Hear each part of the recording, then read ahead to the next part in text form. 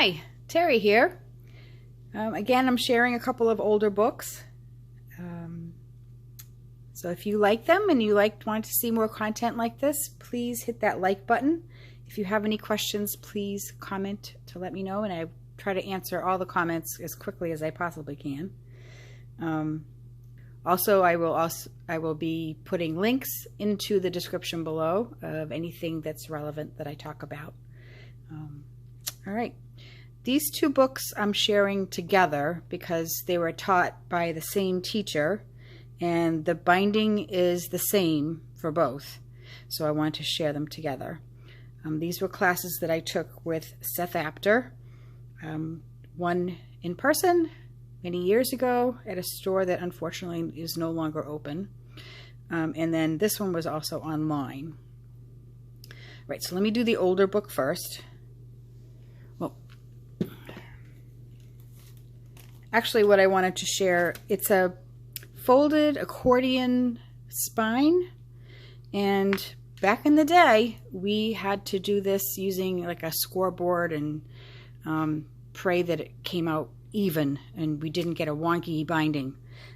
Now I found this at a recent stamp show that takes the guesswork out. It's pretty awesome.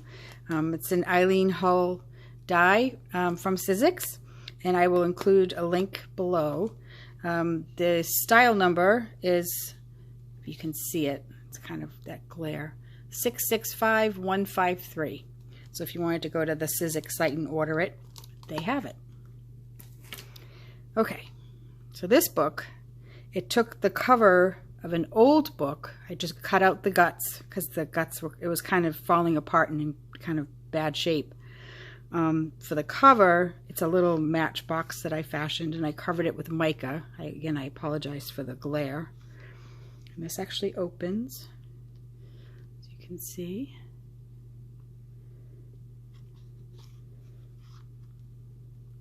These are all vintage. The brass and metal elements, they're all vintage. Okay. Now this book incorporates kind of like a patchwork design, and it's a mix of scrapbook papers and jelly printed papers and clip art and stamps and even a lot of transfers, and then there's also a lot of mark making as well. We're using different pens and such. All right. All right. There's a lot of fold outs. This is kind of cool.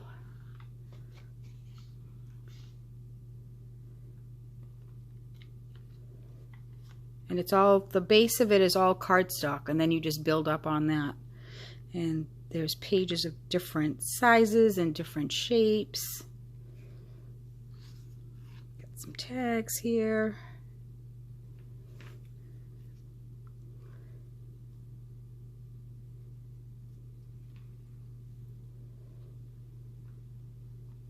This is a very old metal trim, and it's actually real metal. It's not like the fake Lurex that you see today. This is the real deal.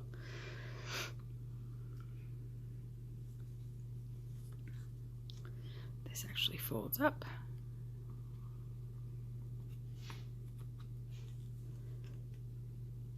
It's more of that metal trim.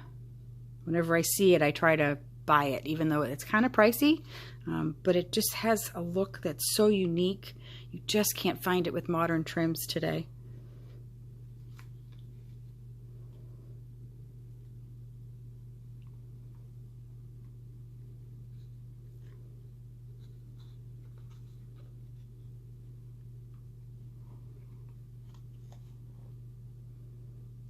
This is the last page. And this is the back cover. That's that book. You can see the accordion spine. I did shore it up a bit because it's kind of fat with extra long brads. All right, so now for this book, this was a lot of fun. The cover, I have to explain, is old ledger paper that I stenciled a little bit on. I took a old coffee dyed doily, attached it to the paper, and then you'll notice the coating is kind of a little bit shiny, but a little bit not. It has kind of a vintage look to it, and that is this stuff right here. It's Vintage Beeswax. It's a powder. It's an embossing powder from Seth Apter, who also taught this class.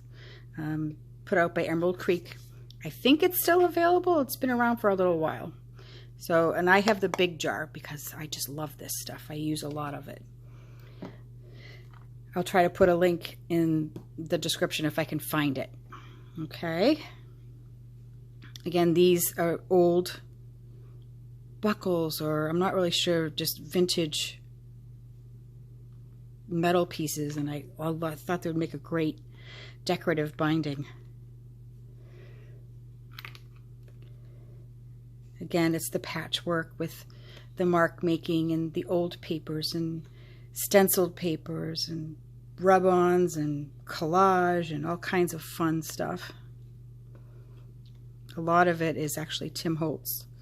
And I believe a lot of the papers that I used, I want to say it's an old 49er Market, but I'm not entirely sure.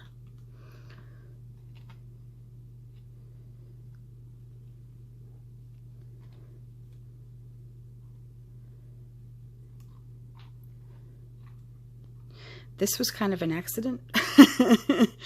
It looks like he's got bunny ears. They're actually, looks like dragonfly wings. It's kind of funny. This is a little envelope, like a seed packet. I put a little postcard in there. The seed packet didn't have the hole in it. I actually die cut that. I had to basically deconstruct the envelope and then put it back together, and after I die cut it.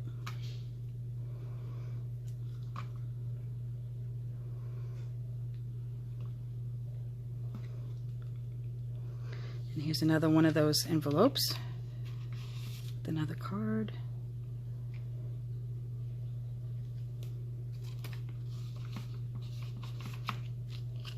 I like how it shows a little bit, gives you a little tease to explore.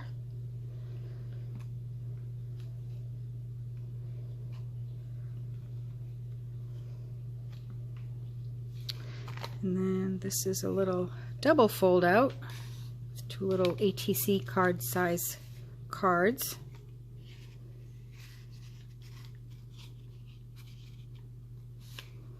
And this one.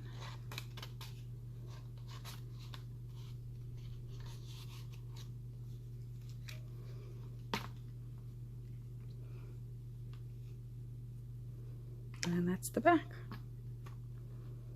And that's those two books. So again, if you like what you're seeing, hit that like button for me, and have a happy day and happy creating.